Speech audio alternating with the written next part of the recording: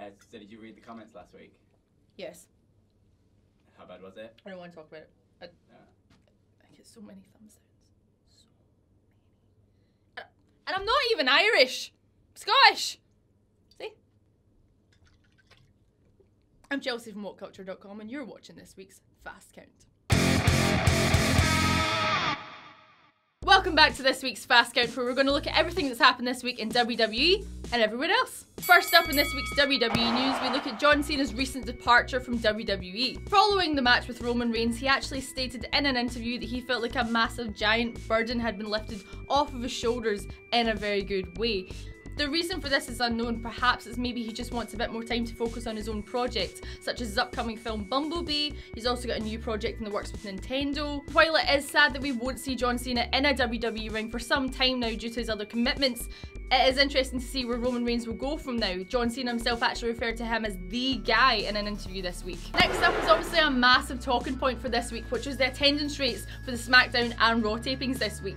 Dave Meltzer has been quoted in saying that it doesn't look good for WWE this week, given the very recent low attendance rates at their SmackDown taping in particular. This has sparked a massive conversation online, obviously, as to whether or not WWE should really be running massive shows like this on a regular basis, because it doesn't seem like it's working for them. Let me know what you guys think. Do you think it's a good idea? Do you think it's just a circumstance of timing? Do you think it's the venue? Let me know. Obviously, fans that were there at these shows this week have been posting pictures online, and it doesn't look too good for the SmackDown show in particular. I think there was just a sea of empty seats. This has obviously sparked a lot of controversy among fans because people believe maybe they shouldn't be running as many shows. Maybe they shouldn't be running as big a venue all the time. However, this week the numbers were actually up on SmackDown due to Kevin Owens and Sami Zayn's main event, so maybe it's just the people they're booking.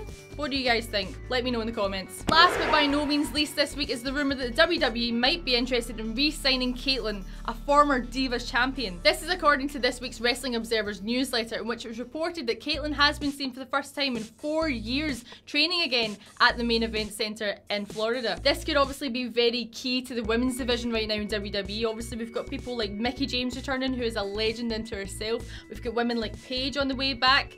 Where do you think she would fit in? Do you think she would be better on SmackDown, better on Raw? Now it's time for this week's other wrestling news. There's one main one, isn't there?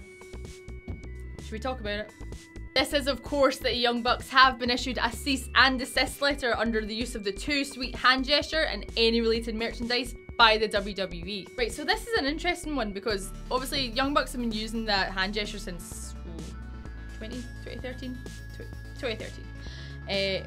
But WWE registered a click hand gesture copyright in 2015. This obviously comes straight after last Monday Night Raw, when the Young Bucks and other members of the Bullet Club showed up outside of Monday Night Raw along with hundreds of fans in a limousine, and the next day were issued a cease and desist letter by WWE. So it's hard to say that the two aren't related.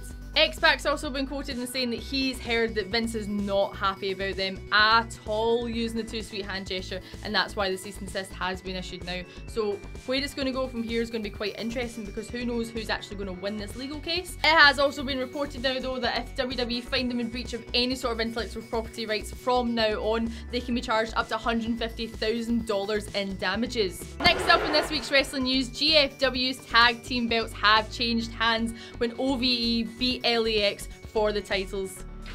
It's not much more to it, lads. Well in. Next up in this week's wrestling news is actually even more legal news, I'm afraid to say. So apparently there was a little bit of a, I'll quote this, breakdown in communications between Evolve, WWE and Flow Sports last week. Essentially, Flow Sports refused to show Evolve's live events on air, and instead they had to go on WWNlive.com. Both companies have, however, this week come out and made a statement on this matter, reaching out to fans to actually hashtag saying WWN Live on Twitter and see where they would want the future of Evolve to lie. Evolve and WWN have actually stated they've also been approached by other platforms, multiple apparently, to see which one they'd want to work with in the future. So go let them know. Let them know what you want. Tell them if you want them to stay on WWNlive.com. Tell them if you want them elsewhere. Do you want them on the network? Let them know. And now it's time again for my wrestler of the week, which is Cesaro.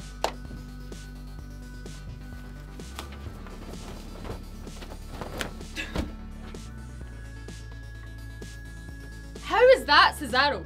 Foul! Bala!